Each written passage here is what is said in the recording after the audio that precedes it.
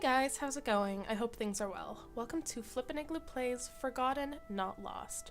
Now this is a little different kind of game that I'll be playing, where rather than it being a game where I make choices and can choose options and move around, it's a kinetic novel. It's a kinetic novel that tackles the theme of dementia, and it's about an elderly farmer and his wife, and the elderly farmer is suffering from dementia. So it's about him losing his memory slowly and just the heartache that his wife has to go through. When I found it on Steam, I thought it looked like a really nice, impactful game, so I figured I'd play it. So let's just dive on in. Wake up! Wake up, you old fool! I opened my eyes slowly at the insistent urging, grunting in protest. Is it another day already? I should get up and feed Maybelle then. With a great deal of effort, I push myself into a sitting position. However, when I finally will myself to open my eyes, I almost fall back in surprise at the unfamiliar face peering back at me. Who is this person? Quickly, come and have your breakfast. I sit there for a moment, staring at her in silence. It seems rude to ask who she is and what she's doing here, but considering she is the stranger who is randomly showing up in my house, I suppose I have the right to ask. I clear my throat, working up the courage to voice the pressing question.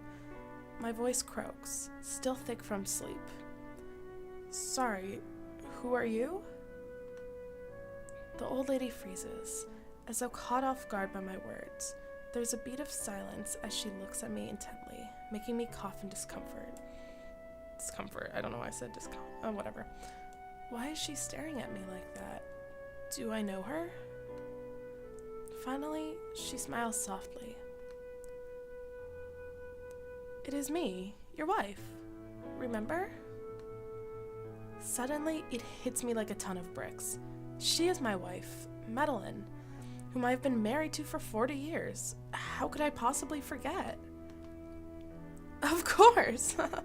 I don't know what got into me for a second there. I apologize.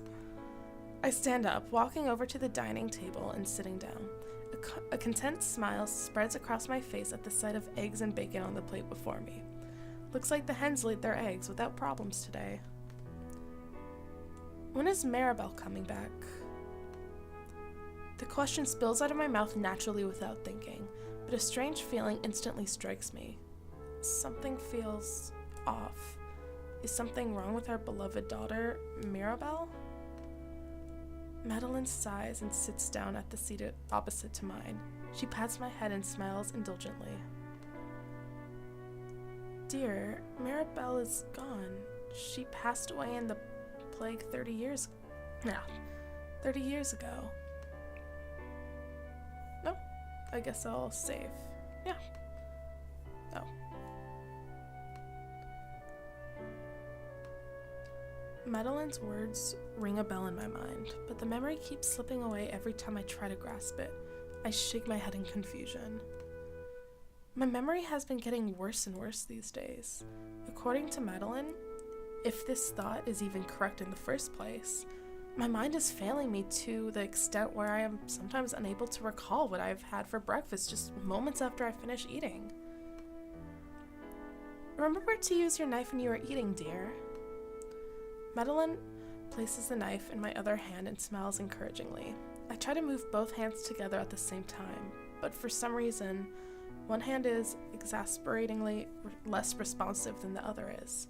I let out a frustrated sigh when my knife falls onto the table with a clatter after my fifth failed attempt. Madalene sighs softly before moving to sit beside me. Instead, she briefly squeezes my hand in a comforting gesture as she reaches for the fork and takes the knife from me. Carefully, she cuts the food up into little pieces. You big baby, say ah! My sheepish smile turns into a more genuine, happy smile. This reminds me of our first date decades ago. I open my mouth and she feeds me a small slice of bacon. I chew on it slowly, savoring the taste. This really reminds me of when we went to the high tower for a date. Madalene seemed surprised, her eyes widening a little. You can remember that? I give an enthusiastic nod as she feeds me a small slice of pork sausage. I was meeting your parents officially as your suitor for the first time, and there was a small boat nearby. We stole it and sailed out to sea. I can still remember all the apples you brought along in your basket. They were delicious. We fed each other apples while watching the waves in the middle of the ocean. We did? You are right. There's something different about Madalene's smile as she speaks. It's even wider and happier than before. I wonder why.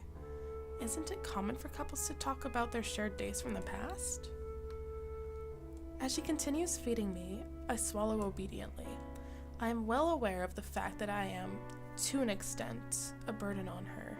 The least I can do is help relieve her stress by being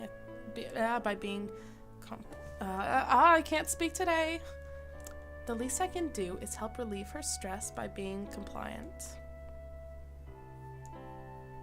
Okay, I'll just save there. They're automatic saves, like, just pops up. Oh, back. When the last of my food is gone, she dabs at my mouth with a cloth and moves back over to her own seat to start her own meal. As I watch Madalene nibble at her food, I can't push away the feeling that I'm forgetting something I need to do. What is it? I frown in concentration. Suddenly, an earlier thought pops back into my mind. Maybelle. I still need to feed her this morning. I immediately get up from my chair to walk to the backyard, hurrying in case this thread of thought leaves me once again before I complete the task. To my surprise, the spot where Maybelle usually stands is empty. I look around, wondering if Maybelle is hiding somewhere, but I see no sign of her. I shout loudly to Madalene. Madalene, where is Maybelle? Maybelle is our cow. I got her from Mayor Orland as a birthday gift years ago. Since then, she has brought in countless coins with her good milk and has quickly become one of our most prized possessions. Silly old fool. Maybelle died last year. I scratch my head, baffled. Is that true? Since Madalene says so, I suppose it's true. I return to the house, giving Madalene a quick kiss on the cheek when I walk by. Stopping in front of the fireplace, I plop down on my armchair with a sigh. The fire crackles, and I watch the familiar flames for a while before getting distracted by the basket of old trinkets next to me. Feeling curious, I decide to examine them. I pick up one peculiar-looking object and stare at it for a long while. I then try to take it apart, but I fail. Perplexed, I set it back down in the basket. It's irking me how it seems so familiar to me, yet I can't recall what it is exactly. Dear, I am going to the market. Do me a favor and stay where you are, okay? Don't worry, I wasn't planning on going anywhere. I smile and bid her farewell. Farewell. I smile and bid her farewell. A loud click of the padlock ensues, signaling that Madalene has left. With nothing else to do, I pick up the trinket again and continue to toy with it. Is it a piece of iron? A toy? I can't quite tell. I'm startled out of my daze when the thunder rumbles. Thunder? Is a storm brewing? I look out the window to check. I frown in surprise at the dark, cloudy skies. It seems just like a moment ago when the sky is clear and blue. I wonder how much time has already passed. A sudden blinding flash of lightning causes me to flinch, squeezing my eyes shut reflexively. It looks like there really will be a storm, perhaps even a bad one. In that case, Maybelle needs to be brought into the barn. I'm already at the front door when a surprisingly clear thought flashes across my mind. Right, Madalene said that Maybelle is dead. With my concerns taken care of, I return to what I was doing previously. I'm determined to figure out what this item is. I'm still not quite sure, but somehow I have a feeling that I will solve this mystery soon enough. After a while, my interest in the trinket fades, and I set it down on the end table.